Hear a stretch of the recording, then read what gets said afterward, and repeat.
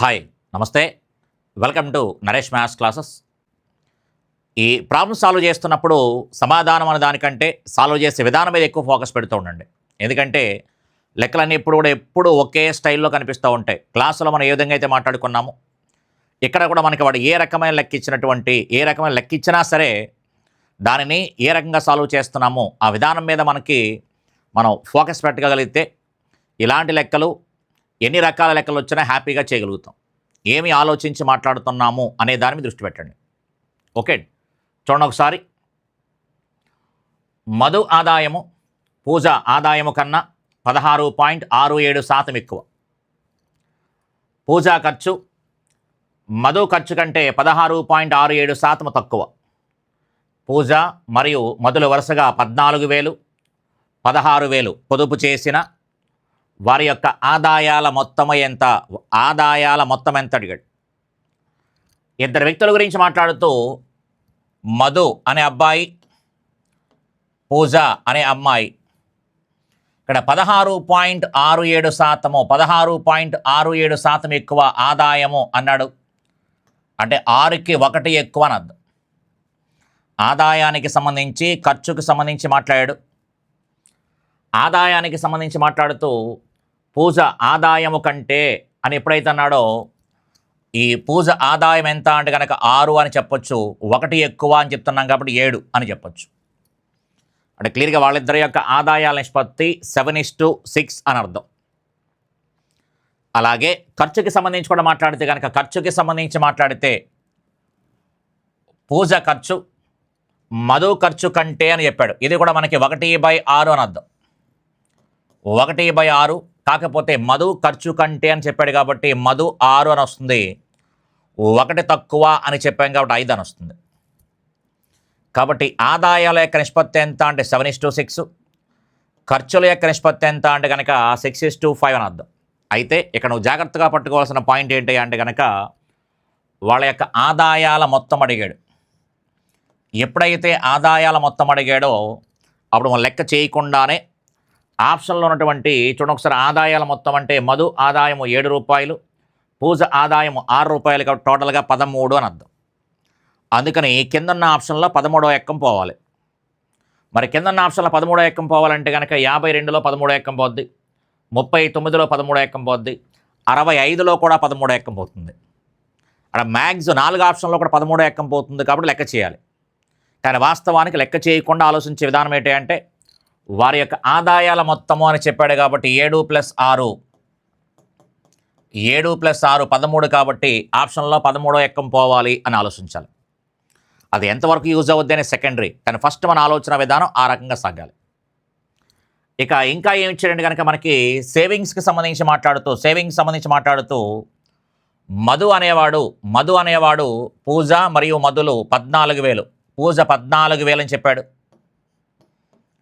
14,000 save చేస్తుంది ఈ అమ్మాయి. అలాగే మధు వచ్చి 16,000 సేవ్ చేస్తున్నాడు అని చెప్పాడు. 16,000 సేవ్ చేస్తున్నాడు. చాలాసార్లు చెప్పిన లెక్కే. ఒక నిష్పత్తి ఇంకో నిష్పత్తిగా చేంజ్ అయ్యింది. మధు కొంత సేవ్ చేయగా మిగిలిన డబ్బులు ఖర్చు పెడుతున్నాడు. మధు అనేవాడు సంపాదించిన డబ్బులో కొంత సేవ్ చేయగా మిగిలిన డబ్బులు ఖర్చు పెడుతున్నాడు. అంటే ఒక నిష్పత్తి ఇంకొక నిష్పత్తిగా చేంజ్ అవుతుంది. అంటే డబ్బులు కలపడం వల్ల కానీ తీసేయడం వల్ల కానీ ఒక నిష్పత్తి ఇంకొక నిష్పత్తిగా కనుక చేంజ్ అయితే సింపుల్గా క్రాస్ మల్టిప్లికేషన్ చేయండి అని చెప్పాను. సింపుల్గా క్రాస్ మల్టిప్లికేషన్ చేస్తే కనుక చూడండి ఒకసారి, 5 ఏళ్ళు ఎంత అంటే కనుక క్లియర్గా మనకి 5 ఏళ్ళు ఎంత అంటే కనుక 35 అని చెప్పొచ్చు. 5 ఏళ్ళు 35, 6 ఎంత అంటే కనుక 36. అలా ఇక్కడ కూడా క్రాస్ మల్టిప్లికేషన్ చేస్తే కనుక 6 14 84,000, 6 14 84,000, 5 16 ఎంత అంటే కనుక 80,000. అంతే, అంతకు మించి ఏం కాదు. సింపుల్గా అది పక్కన పెట్టేసి మిగిలినవి ఏవైతేనే చూసుకుంటాం.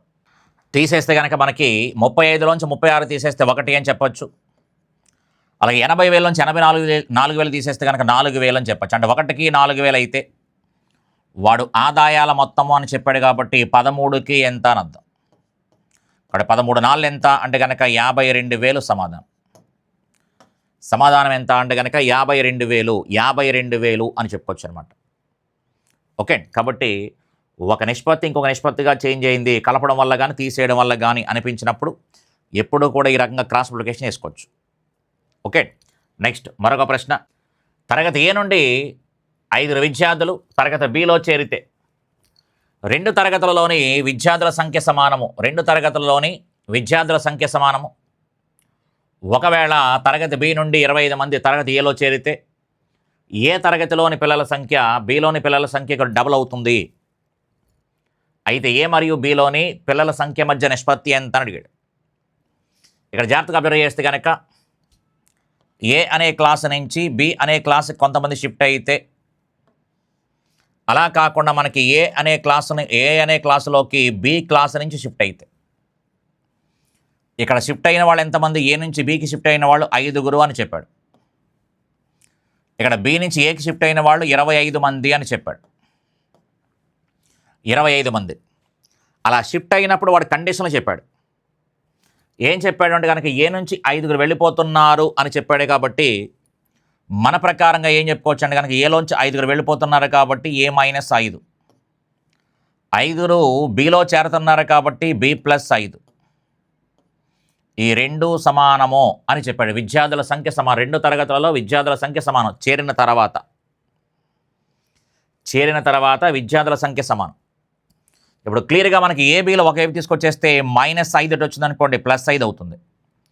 +b ఇటు వస్తే కనుక -b అవుతుంది. అందుకని a - b = 10 అని చెప్పచ్చు. a - b = 10 అని చెప్పచ్చు ఒక కండిషన్. అలాగే బిలోని విద్యార్థులు ఇటు వస్తే అని చెప్పాడు. అంటే బిలో ఏమవుతుంది? 25 మంది విద్యార్థులు తగ్గిపోతున్నారు అని అర్థం. ఏలో కలుస్తున్నారు కాబట్టి a + 25 అని అర్థం. అప్పుడు ఏం చెప్పాడు అంటే కనుక 25 మంది ఏలో చేరితే ఏలోని పిల్లల సంఖ్య బిలోని పిల్లల సంఖ్యకు డబల్ ఉంటుందని చెప్పాడు. ఈ బిలో ఉన్న పిల్లల సంఖ్యకి డబల్ ఉంటుంది అని చెప్పాడు. = అని చెప్తున్నాడు. ఇక్కడ క్లియర్గా a + 25 = 2తో గుణిస్తే కనుక 2b -50. ఇంతకుముందు చెప్పినట్టుగా అక్షరాలన్నీ ఒకవైపు తీసుకొచ్చేయండి, అంకెలన్నీ ఒకవైపు తీసుకొచ్చేయండి. -50 ఇటు తీసుకొస్తే కనుక 75 అవుతుంది. 25 + 50 అనే. ఇక్కడేమో 2b - a అవుతుంది. ఇదొక ఈక్వేషన్. కాబట్టి ఇప్పుడు ఈ 2 ఈక్వేషన్లు కనుక మనం సాల్వ్ చేస్తే సమాధానం వస్తుంది. ఈ 2 ఈక్వేషన్లు సాల్వ్ చేస్తే మనకు సమాధానం వస్తుంది.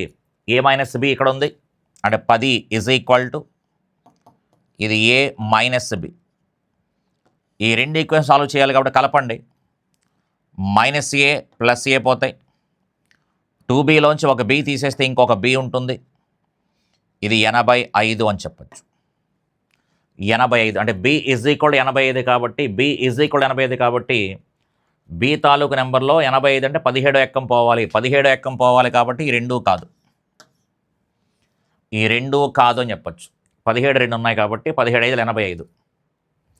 ఎప్పుడైతే మనం b 85 అని చెప్పేసి అన్నామో అప్పుడు ఏ ఎంత అవ్వాలి? మధ్యలో గ్యాప్ 10 రావాలి కాబట్టి 95 అవ్వాలి. 95 అవ్వాలి. అంటే క్లియర్గా మనం ఏం చెప్పుకోవచ్చు? 95 85 అవుతుంది. వాడు ఈ రెండింటికి రేషియో అడిగాడు కాబట్టి 5 ఎక్కం పోతుంది. 5 19, 5 17. కాబట్టి సమాధానం ఎంత అంటే 19:17 అని చెప్పచ్చు.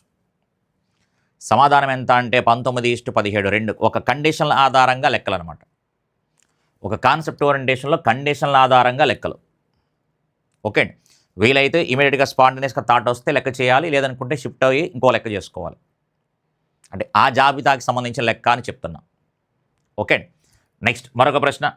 ఏ మరియు బిలు ఒక వ్యాపారాన్ని 10,000 4,000తో ప్రారంభించారు. వ్యాపారం నడిపించినందుకు గాను బి అనే వాడికి నెలకి 100 రూపాయల చొప్పున వారి మొత్తం పెట్టుబడిలో 5% వడ్డీని వాళ్ళ పెట్టుబడి నిష్పత్తులు పంచుకుంటారు. అయినా వారికి వచ్చిన మొత్తం లాభం 4,000లో ప్రతి ఒక్కరి వాటా ఎంత? ఒక కామన్ సెన్స్ లెక్క పూర్తిగా చేయకుండానే మన క్యాజువల్గా లెక్కను మనం ఎప్పుడూ కూడా మన వే ఆఫ్ థింకింగ్లో కనుక ఆలోచించగలిగితే లెక్క చూడగానే మనకి తెలియకుండా ఆలోచనలు వస్తూ ఉంటాయి. అంటే ఆప్షన్లు చూడగానే ఈ లెక్కను ఎలా చేయొచ్చు అనే ఆలోచన వస్తుంది. ఏంటది అంటే కనుక 4,000 రూపాయలు అని చెప్తూ ఇక్కడ ఏ వాటా బి వాటా అని చెప్పలా, ప్రతి ఒక్కరి వాటా అని అడిగాడు. ప్రతి ఒక్కరి వాటా అడిగాడు కాబట్టి ఆప్షన్లో 2 వాటాలు ఇవ్వాలి. అసలు ఆప్షన్లో 2 వాటాలు ఇవ్వాలి. 2 వాటాలు ఇస్తే వాళ్ళిద్దరు వాటాలు కలిస్తే 4,000 అవుతుంది. కాబట్టి ప్రతి ఒక్కరి వాటా అని అడిగాడు కాబట్టి, ప్రతి ఒక్కరి వాటా అడిగాడు కాబట్టి ఇక్కడ 3,000, ప్రతి ఒక్కరి వాటా 3,000 అన్నాం అనుకున్నప్పుడు 3,000 3,000 ఎంత అవుతుంది? 6,000 అవుతుంది. ప్రతి ఒక్కరి వాటా 2,500 అన్నాం అనుకోండి, 2,500 2,500ను 5,000 అయిపోతుంది. ప్రతి ఒక్కరి వాటా 1,500 అయితే 1,500 1,500ను క్లియర్గా మనకి ఎంత అవుతుంది అంటే కనుక 3,000 అవుతుంది. కాబట్టి ఈ 3 సమాధానం కాదు. మనకి సమాధానం ఎంత అంటే కనుక 2,000. ప్రతి ఒక్కరి వాటా 2,000 అయితే వాడికి ఒక 2,000, వీడికి ఒక 2,000, క్లియర్గా ఎంత అని చెప్పొచ్చు? 4,000 అని చెప్పొచ్చు. అలా మొత్తం లాభం 4,000 అని చెప్తూ ప్రతి ఒక్కరి వాటా అని చెప్పాడు. ఇక భాగస్వామ్యానికి సంబంధించిన లెక్క కాబట్టి స్టెప్ బై స్టెప్ చేస్తే మనకు లెక్క ఎలాగా వస్తుంది. ఓకే, కాబట్టి జస్ట్ ఒక చిన్న కామన్ సెన్స్ వాడుకొని లెక్క చేసుకునే విధానం అనమాట. భాగస్వామ్యానికి సంబంధించింది కాబట్టి ఇక్కడ క్లియర్గా ఏ అనేవాడు బి అనేవాడు, ఏ అనేవాడు 10,000 అని చెప్పాడు, 10 అని రాసుకోండి. బి అనేవాడు 4,000 అని చెప్పాడు కాబట్టి 4 అని రాసుకోండి. అంటే క్లియర్గా 5:2 రేషియోలో డబ్బులు పంచుకుంటారు. అంటే ఏ అనేవాడు 5 రూపాయలు తీసుకుంటే బి అనేవాడు 2 రూపాయలు తీసుకుంటాడు. ఇది మీనింగ్. అయితే వాడు ఇచ్చినటువంటి 4,000లో బి అనేవాడు నెలకు 100 రూపాయల చొప్పున తీసుకుంటున్నాడు అని చెప్పాడు లాభంలో. అంటే బి అనేవాడు క్లియర్గా మనకి సంవత్సరానికి సంబంధించి 1,200 తీసుకుంటాడు. నెలకి 100 రూపాయల చొప్పున సంవత్సరానికి 1,200 తీసుకుంటాడు. అక్కడ క్లోజ్. నెక్స్ట్ వారి మొత్తం పెట్టుబడిలో అని చెప్పాడు. మొత్తం పెట్టుబడిలో అంటే కనుక మొత్తం 14,000 పెట్టుబడిలో 5% వడ్డీని పంచుకుంటారు అని చెప్పాడు. మొత్తం పెట్టుబడిలో 14,000 పెట్టుబడిలో 5%, 14,000లో 5% అంటే ఎంత? ఎప్పుడు పర్సంటేజ్ కట్టినా 2 zeros తీసేయండి అని చెప్పాను. 2 zeros తీసేస్తే కనుక క్లియర్గా మనకి 2 zeros పక్కన పెట్టేస్తే 700 అవుతుంది. ఆ 700 రూపాయలని పెట్టుబడుల నిష్పత్తిలో పంచుకుంటారు. అంటే 5:2 నిష్పత్తిలో పంచుకుంటారు. 5:2 అంటే కనుక ఏ అనేవాడు 500 తీసుకుంటాడు, బి అనేవాడు 200 తీసుకుంటాడు. ఏ అనేవాడు 500, బి అనేవాడు 200. పెట్టుబడుల నిష్పత్తిలో 5:2 కాబట్టి 5:2 7 అని చెప్తాం కాబట్టి అది 500 700 అని చెప్పచ్చు. ఇక్కడికి ఎంత అయిపోయింది? 1,200 పోయింది. వడ్డీ రూపంలో ఇది మనకి జీతం. బి అనేవాడు జీతం రూపంలో పోయింది. 700 వడ్డీ రూపంలో పోయింది. అంటే 4,000లో 1,900 పోతే ఇంకా రిమైనింగ్ ఎంత ఉంది మనకి అంటే కనుక? ఇంకా రిమైనింగ్ ఎంత ఉంది అంటే కనుక 2,100 ఉంది. 1,900 పోతే 4,000లో 1,900 పోతే ఇదొక 1,200, ఇదొక 700 పోతే కనుక ఇంకా 2,100 ఉంది. ఆ 2,100ను కూడా మనకి పెట్టుబడుల నిష్పత్తిలో పంచుకుంటారు కాబట్టి ఏ అనేవాడు బి అనేవాడు 5:2 7 భాగాలు కాబట్టి ఇది 7 3 21. 7 3 21 కాబట్టి 5 3 ఎంత అంటే కనుక ఇది 1,500 అవుతుంది. 2 3 ఎంత అంటే కనుక 600 అవుతుంది. ఇక్కడ మనకి 7 3 ఎంత? మొత్తం 7 3 21 కాబట్టి 7 3 21 కాబట్టి 5 3 1,500, 2 3 ఎంత అంటే 600. ఇప్పుడు నీకు ఏ వాటా కావాలి అనుకుంటే కనుక చూడండి ఒకసారి, ఇదొక 500ను, ఇదొక 1,500ను 2,000. బి వాటా కావాలనుకుంటే కనుక ఇదొక 1,200, ఇదొక 200 1,400 అవుతుంది. 1,400 600 ఎంత అంటే 2,000 అవుతుంది. అందుకని ఒక్కొక్కరి వాటా ఎంత అంటే 2,000 చొప్పున వచ్చింది. లెక్క చేస్తే ఈ రకంగా సరదాగా ఆలోచించుకుంటూ చేసుకోవచ్చు, లేదా ఒక general point common sense orientation లెక్క. ఓకే.